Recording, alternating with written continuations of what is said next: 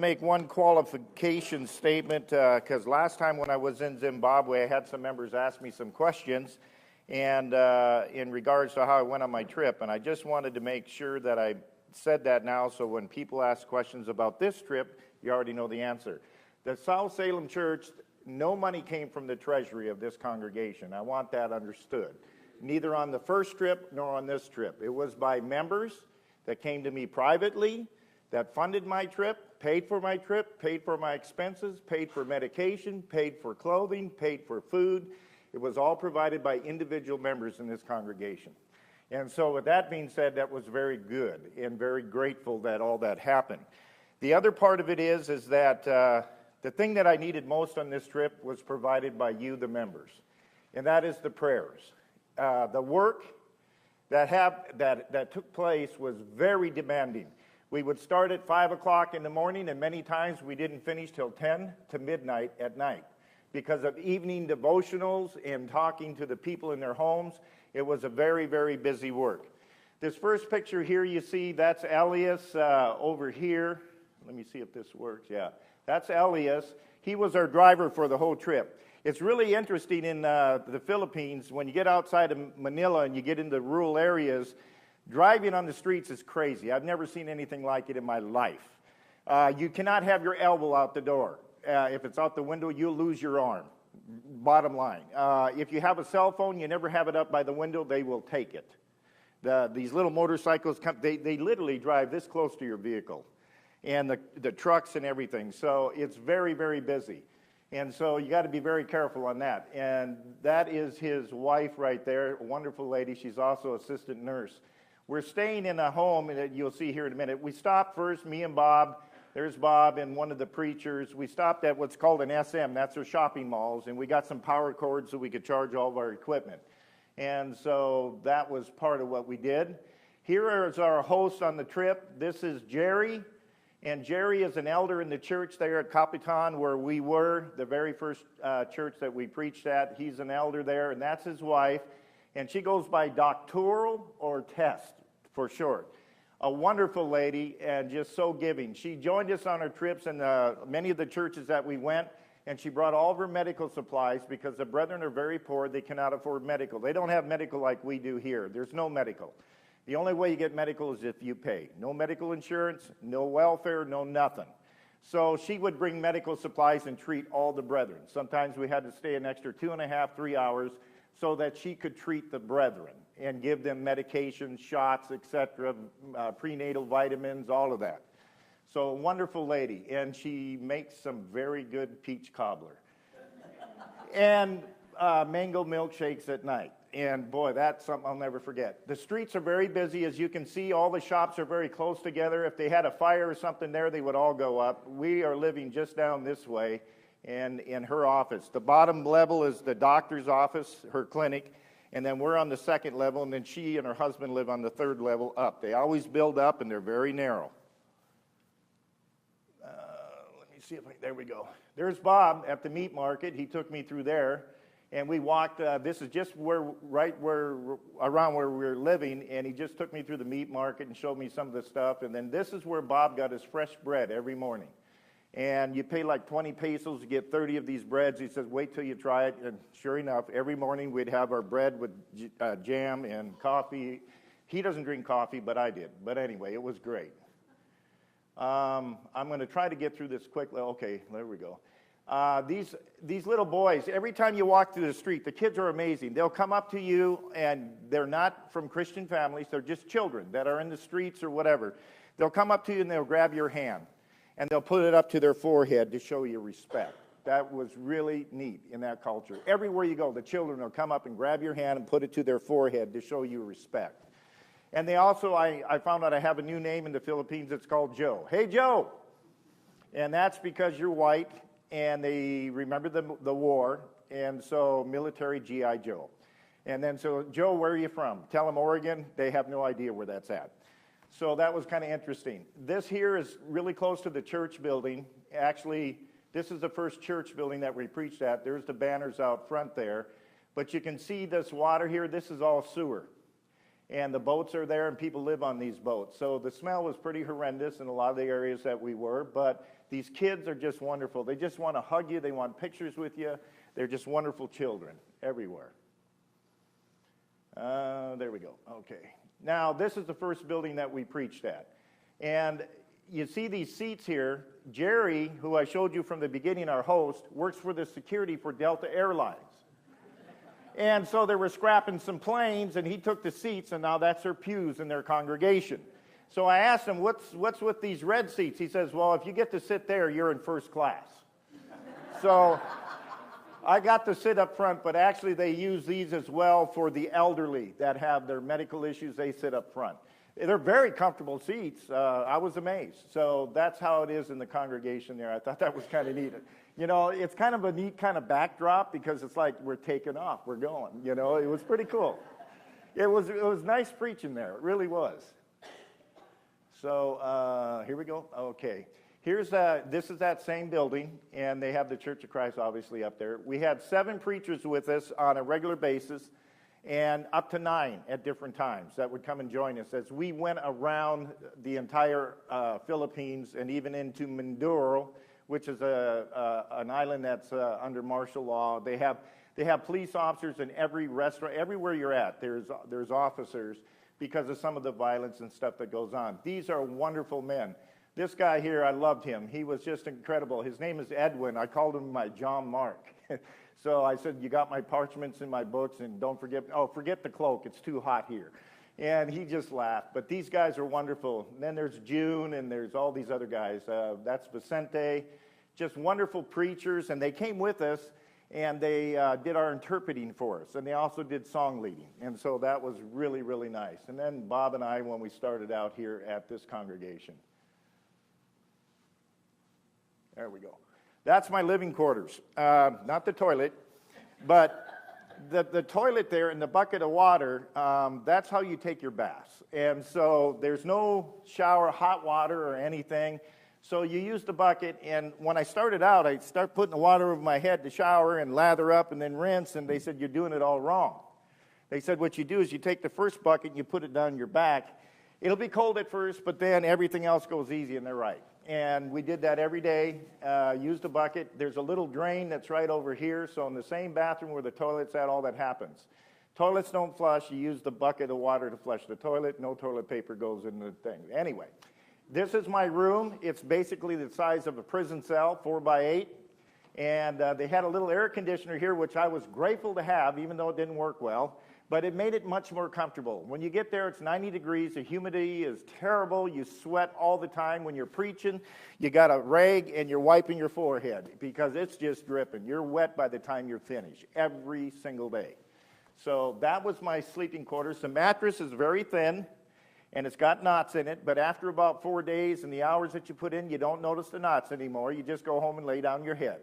And so it's interesting, and then I had my CPAP machine. I love that thing, Darth Vader.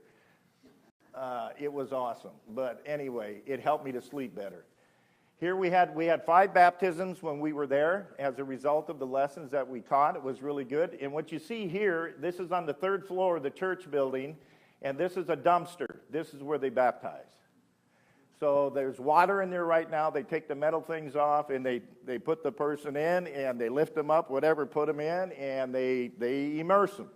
And so that's their baptismal there. Here's another one that was baptized, and these 3 children. They're the ages 12 and 13, but you have to remember, in the Philippines, a 12 and 13-year-old child, due to all the poverty that they're in, and their way of life, they're more like 17, 18 years old in their mindset. It's amazing. They're very intelligent children. Here's Bob. We're going to Mindoro now on the ferry. A year and a half ago, the ferries were, some of the boats there, I guess, or some of the ships, and maybe even one of the ferries, but they were taken hostage by pirates. And they asked for $5 million to get the people back. And Bob said he didn't ever hear the outcome of that. But we went through those same straits where that happens. This is the island of Mindoro that we're going into. These kids out here, When the ferry pulls up, they dive into the water, and the tradition there is you throw a peso in the water. You throw a peso, and they will dive down and get it, and it's amazing. So Bob's throwing pesos. I threw a few out there, and the kids will dive down, and they come up and show you the peso in their teeth. It's just something they do, and that's how the kids make their money. So that was kind of interesting, and there was quite a few of them there. The first place, and these are our hosts in Maduro. This is Esther, and this is Daniel. And you can see they're short people, because I'm bending down all the time. And then we visited this grave site of this lady. Her husband passed away, and he was so influential in the church in the Philippines, in Mindoro, in getting it to grow and really prosper and really do well. Bob has known him for 27 years, and then he passed away. Well, we stayed in her home, and she immediately, we took to each other. I called her mom, and she called me son. So she was really great. And then all the preachers, and then the children. This is her son, and he's also a preacher. And so we had preachers everywhere. It was really something. And they're very, very smart, very intelligent. That's one of our forms of transportation. That's called a Jimny. And they're Jeeps that were left over from World War II, and they convert them into buses to haul the people around. And so our host owns one of those, and he took us all around. And we went up to this one congregation, I'll show you here in a minute, and the roads were washed out. This is their Jollibee, and that's like our McDonald's, more like our KFC. So what they serve in the Jollibee is chicken and rice. That's it. Chicken and rice. And so it's different, but we just got pictures with that because that's like their KFC.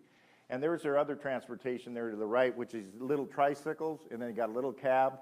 You give them whatever pesos, and they'll take you to where you want to go. Here's the church in Mindoro. Again, they treated Bob and I like rock stars. I don't know why, but they just do. And it's because they appreciate the people coming over on missionary work, coming there to help and to teach the gospel. They treat you with the greatest amount of respect. And so I couldn't carry my backpack anywhere. I'd have one of the preachers, no, let me get that. And no, let me get it. And they insist, everything. I never carried my luggage anywhere or my backpack. They always took care of it. And so these children are amazing. They love to sing. The children will show up at the congregation before a lesson's taught, usually a half hour or 45 minutes before, and they're already singing. It's amazing. And these children, in fact, you'll see it right here. Listen to them sing. It's just amazing. Let me see if this will.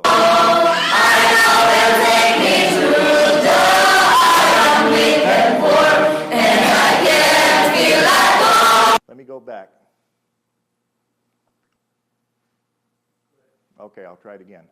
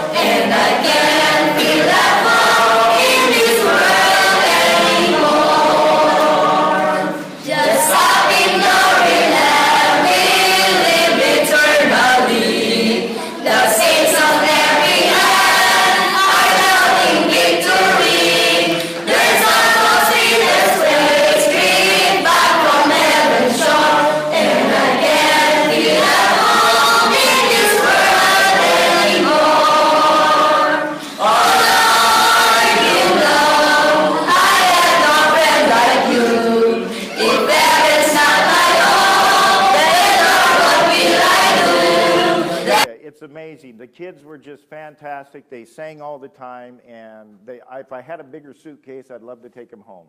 But they don't offer adoption in the Philippines whatsoever. They do not allow adoption. This, again, is in Mindoro, and then some of the kids. Now, this place here, over here and where I'm at here, is a more affluent place where the elder in the church there happens to be very well-to-do. So he built this place, and it's got nice tile and everything on the floor. And his wife is a caterer, and so that was an amazing place because they put a table on the side for me and Bob. And they served us some very good food. It was amazing. It was really, really special. But these little kids, these girls, they always want hugs. They're always coming up, and it was just amazing. The children are just precious. Preaching at the different congregations, here's some more. The buildings always varied. Here's one that's really narrow, and we were in this one, and then over here was up in Maduro again and up towards Santiago. And we filled that place up. I mean, there was brethren and some people even standing outside the doors. So that was very, very nice to see. When we got up to Minduro at the very top of the mountain, it's a 12-hour drive in this van. It's a terrible drive. I just didn't like the drive. But anyway, we get there, and all the kids are waiting.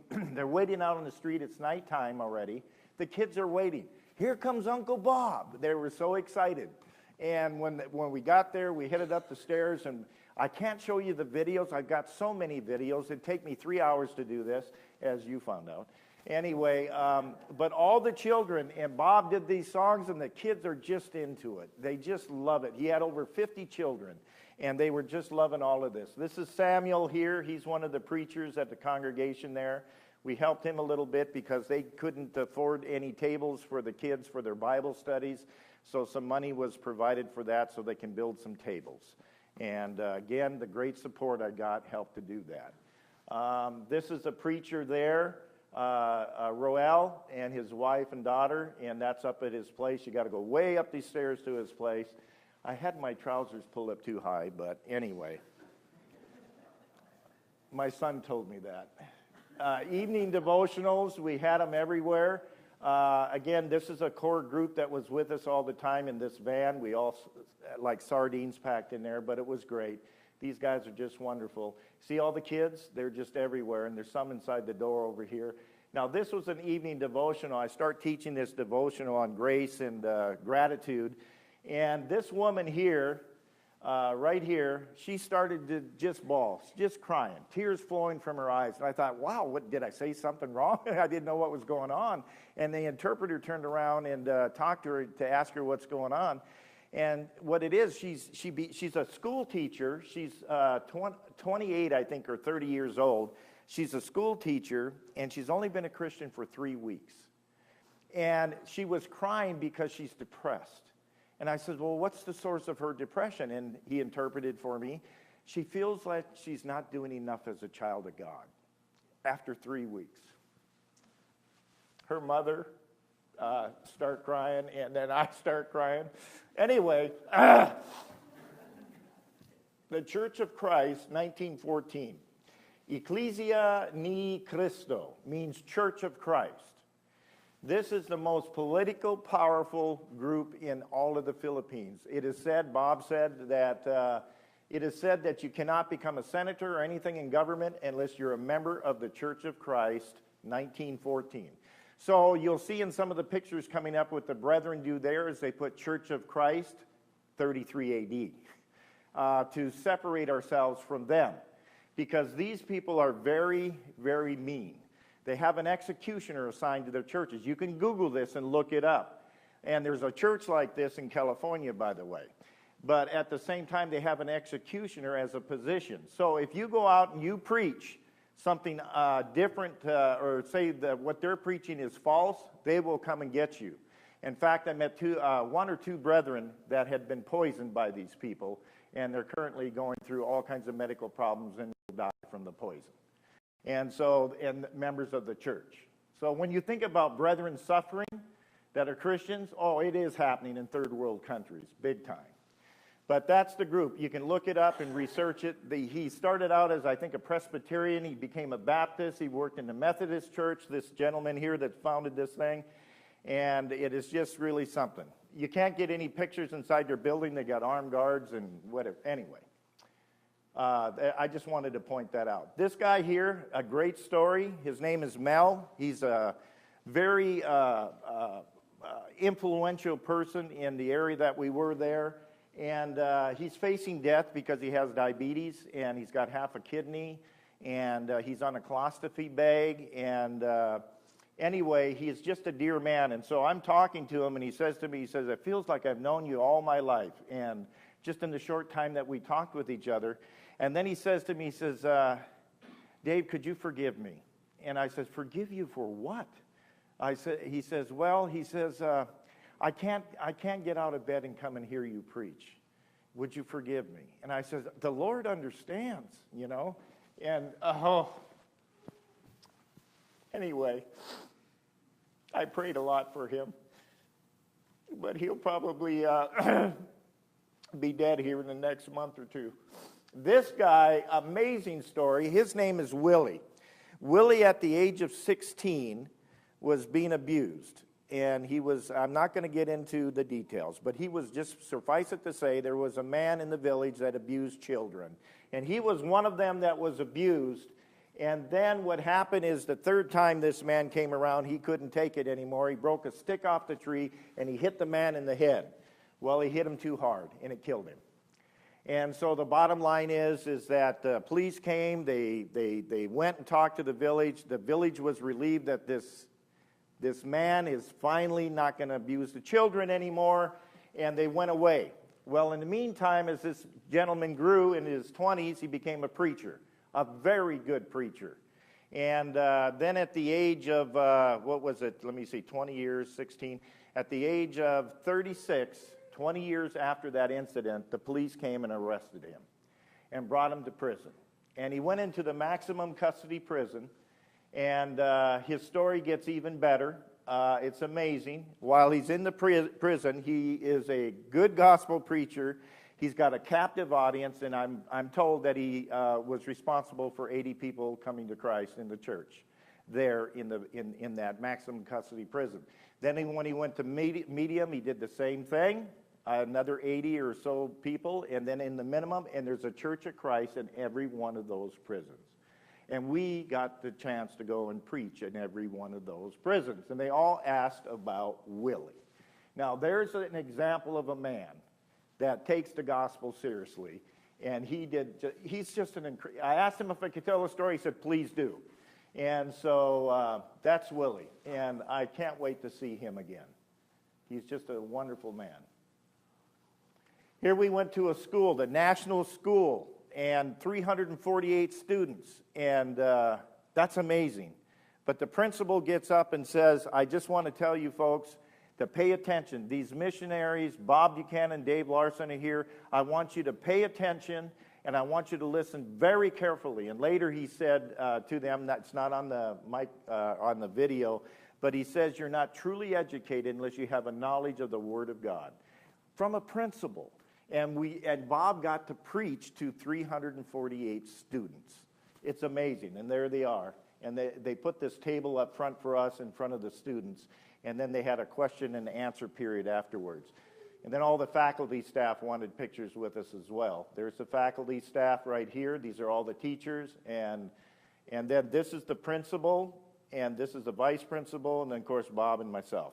And when we finished up, we came in, and I guess it's tradition there, but they like roasted peanuts. So the principal had us in his office for tea and peanuts and some banana thing that was gooey that was really good. And anyway, and I ate all that, and then we left there. But that's at the school. Just really neat. Here's the minimum security prison. I couldn't get a picture of the maximum. They wouldn't let me. But what's interesting, when we were in the minimum security prison, the guy was talking to me and trying to explain the prison to me, our tour guide, and I told him, I says, no, I know all about that. I worked in the prison system in Oregon for 30 years. And he says, what? Really? What were you? And I shouldn't have told him, but I did. And so when I went into the prison here, as well as here, and the maximum, Bob goes through and they shake him down and they shake down the guide, but go ahead. And I got to walk through. Anyway. It was really something. But the prison there, if you had to do time in a prison there, I mean, Oregon prisons are like a hotel. Over here, it is so bad. It is so bad. And the smell and everything. In their maximum custody prison, they're in about, I think it is 16 acres altogether, 19,000 inmates and very few officers. and they're all in orange jumpsuits, a lot of murderers, whatever, and we're walking through them. So, faith, the prayers, thank you, because I got through it. Anyway, it was really something. This is Jerry. He's one of the guys that was poisoned by the 1940 Church of Christ. And what they'll do is they'll come into the congregation, and then they'll act like they're a visitor, and they'll come in and they'll sit amongst the members, and then they hear something that they don't agree with, and then they will, at coffee or whatever, they'll poison you. And that's what happened to Jerry. Jerry's in the hospital 2 to 3 times a week. His blood pressure is out of control. He's lost all use of his left arm, and he's continuing to deteriorate, and we expect he won't be around long. And that's a faithful brother in Christ. This is his daughter after the lesson that we were preaching, and she was baptized into Christ. And so another baptism. And little buildings, just that's their sign, Church of Christ there on the glass there, and that's it. See how it says there, Church of Christ, 33 AD? That's, again, to point out they're not the 1914. And then in the back, we always have our hilarious guys. The preachers are in the back, and they're always goofing off. But they're awesome. The brethren were just phenomenal. They were great. They were so loving, so giving. It was just incredible. We're almost done. How much time do I got left? Am I doing good back there, Bob? About 8 minutes. Oh, well then, see, I timed this perfectly. And I got 3 more minutes to talk about something, so that's good. But anyway, doctoral, as I mentioned, she went with us at every one of these places, and it's amazing. You finish preaching, and then the brethren get in what they call a queue, just like in Africa, and they line up, and she treats every one of them. And then those preachers that we took with us, that the funds that I received helped to feed them and take care of them as well, they would sit there and help the doctor in diagnosing the people with blood pressure. She only has one blood pressure cup to deal with all these people, but that's being addressed. And so she would go through all of them, and the elderly and what have you. There's some, when I did this over at Madrona Hills, one of the brethren over there said, I just can't believe this is true, because I'm looking at their clothes and stuff, and they look like they're not that poor. Well, the only reason, and Jack knows this, that they have that good clothes is because a lot of the missionaries bring it. And in fact, Esther packed a lot of clothes, and a brethren here gave clothes, and I brought that clothes over there, and they're so grateful to get the clothes. In fact, Esther, and I got to tell this real quick, Esther bought a bunch of underwear for the women. I'm not going to do that, but she did. And so Bob's giving this stuff out at night, and you can see Bob throwing some stuff there. He loves to do that. He throws stuff, and he gets a kick out of it. But anyway, when it came to the underwear, the lady says, well, what size are there? He says, well, I don't know. So he took one out, and it happened to be really big. And the little girls to the mother says, Mom, and pointed, and she's over there going, stop it, and Mom. And so she got all of them. But anyway, it was interesting. This is the last night that we're there, and Bob prepares the final meal. That's something he likes to do for the brethren there, because they're always catering to us. And so everything other than, I got it right, Jack? Everything other than this dish right here, Bob prepared all of that and made it, and they just love it because it's food they don't eat there. And so it was a really good, I guess you could call it our last meal, because that night we went to sleep and up in the morning go to the airport. And again, he's thrown all the leftover stuff. No clothes on my back, but what I'm wearing when I left, everything was given to them, and they just love the clothes. They just absolutely love the clothes. And then again, the children, you can see them all there. So that's it in a nutshell. I'm not going to go longer than that. So there we go. Thank you again. I appreciate it, especially to the members. You know who you are that helped me support me on this trip, because it wouldn't have been possible, so thank you. That's it. Thank you, Dave. Song number 658. There is much to do. 658. We'll sing the first and last verses.